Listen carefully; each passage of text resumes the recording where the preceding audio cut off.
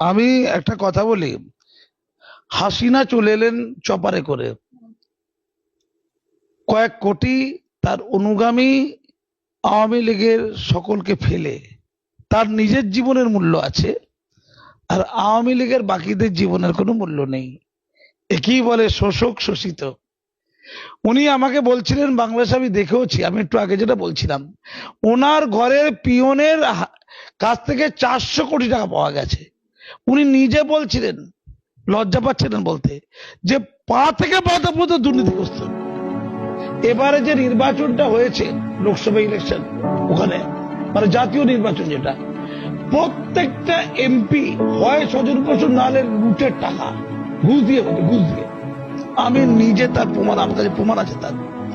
স্বৈরাচার বলতে যদি উত্তর দেন স্বৈরাচার কি, আমি আপনাকে একটা ছোট্ট উদাহরণ দিলে অবাক হয়ে যাবেন। আমি যখন পদ্মা সেতুর উদ্বোধন হলো বছর 2 আগে, আমি সহস্ত্রীক বাংলাদেশে বেড়াতে গিয়েছিলাম। ঢাকা থেকে যাচ্ছিলাম বরিশালে, লক্ষ্য ছিল কারে করে যাচ্ছিলাম, পদ্মা সেতুটা দেখবো, ওইটা দিয়ে যাবো। পদ্মা সেতু ওঠার আগে হঠাৎ করে দেখলাম 1 কিলোমিটারের বেশি জায়গা নিয়ে গাড়ি আটকে আছে জ্যামে। জানলাম কি ব্যাপার, না হাসিনার ছেলে, বড় ছেলে না কি ছেলে যাই না, জয় নাম তার, সে আমেরিকায় থাকে, সে নাকি পদ্মা সেতু দেখতে এসেছে। তখন বেলা 11টা বাজে, অফিস আবার। হাসিনা তার দলবল নিয়ে তাকে পদ্মা সেতু দেখাচ্ছে, গাড়িকে জ্যাম করে, গাড়ি আটকে প্রায় 1.5 ঘন্টা গাড়ি আটকে ছিল। আমি অন্য কথা বলছি, ভারতবর্ষের প্রধানমন্ত্রী এতটা উন্মাদ হয়ে যায়নি যে আমাদের দ্বিতীয় হুগলি সেতু বা হাওড়া ব্রিজ 1.5 ঘন্টা আটকে রেখে তার পরিবারের কোন লোককে ব্রিজ দেখাবে। এমন হয় না। কাউকে যদি ব্রিজটা দেখাতে হয় 5-7 মিনিটের মধ্যে ছেড়ে দেওয়া উচিত। অ্যাম্বুলেন্স দাঁড়িয়ে আছে, লোক কাঁদছে। আমি ওখানকার পাবলিককে বললাম, আপনারা প্রতিবাদ করছেন না কেন? বলছে আমাদের গুলি করে মারবে, মেরে লাল করে দেবে। হ্যাঁ, গুলি। কথায় কথায় স্বৈরাচার। আমি তখন গাড়ি থেকে নেবে পুলিশ অফিসারদের বললাম যে আমি ভারত থেকে এসেছি, এই যে আটকে রেখেছে তার ছেলেকে শুধুমাত্র এন্টারটেনমেন্ট করার জন্য। মানুষের জীবনের কোনো মূল্য নেই, সময়ের কোনো মূল্য নেই। টানা প্রায় 1.5 ঘন্টারও বেশি গাড়ি আটকে আছে, শত শত গাড়ি যাবে পদ্মা সেতুতে ওঠার মুখে।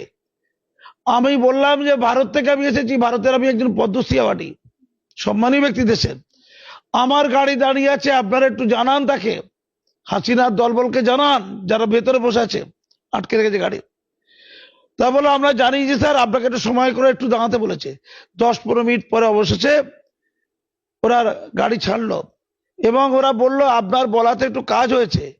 আমাকে প্রচুর লোক ধন্যবাদ দিল, দাদা আপনি যদি না থাকতেন আমাদের আরো বেশিক্ষণ দাঁড়িয়ে থাকতে হতো। দুনিয়া দেখেছেন, তার ছেলেকে পদ্মা সেতু দেখানোর জন্য 1.5 ঘন্টা গাড়িগুলোকে দাঁড় করিয়ে রেখে শত শত গাড়ি কি ফুর্তি হচ্ছে? স্বৈরাচার কাকে বলে আমি সেই দিন দেখেছিলাম। তিনি যে বলেছেন ছেলে মেয়ের জন্য আমি কিছু করি, আরে কোটি কোটি টাকা লুট। তার বিরুদ্ধে সবচেয়ে বেশি অভিযোগ আছে দুর্নীতি। শুনে নিন এটা। আজকে যে ঘটনা ঘটলো, কত কম জ্ঞান দেখুন। এই যে পরিবারতন্ত্রের কথা বলা হয়, এটা পরিবারতন্ত্রের কুফল। বঙ্গবন্ধু মুজিবুর রহমানের যে মর্যাদা, তাকে ধূলিসাৎ করলো। কিভাবে ধূলিসাৎ করলো? যে ঘটনা ঘটেছিল, ওই আরুক মুন্সি সাহেব বলছিলেন এটা তুচ্ছ ঘটনা ছিল ফোড়া করে দিল ক্যান্সার। ছাত্ররা যখন সংরক্ষণ ইস্যুতে কিছু দাবি করেছে, তাদের বলতে পারত যে তোমাদের দাবিটা হাইকোর্টে বাতিল হয়েছে, সুপ্রিম কোর্টে আমি দ্রুত দাবিটা তুলবো, বিবেচনা করার জন্য আমি বলবো, তোমরা এত উত্তেজিত হও না। তোমাদের যে সংরক্ষণের যে তুলে দেওয়ার দাবি আমি তো 2018 সালে মেনেছি, কিন্তু সংরক্ষণ, ওই মুক্তিযোদ্ধা পরিবারের কিছু লোক হাইকোর্ট থেকে সংরক্ষণের দাবিকে আবার জাগরিত করেছে। আমি সুপ্রিম কোর্টে গিয়ে এটা মূল্যায়ন করতে বলবো। বলেছে? বলেনি। আবু শহীদকে মনে পড়ে? অল্প বয়সে 17-18 বছরের যুবক, তরুণ তাজা, সে শুধুমাত্র সংরক্ষণ বাতিল চেয়েছিল।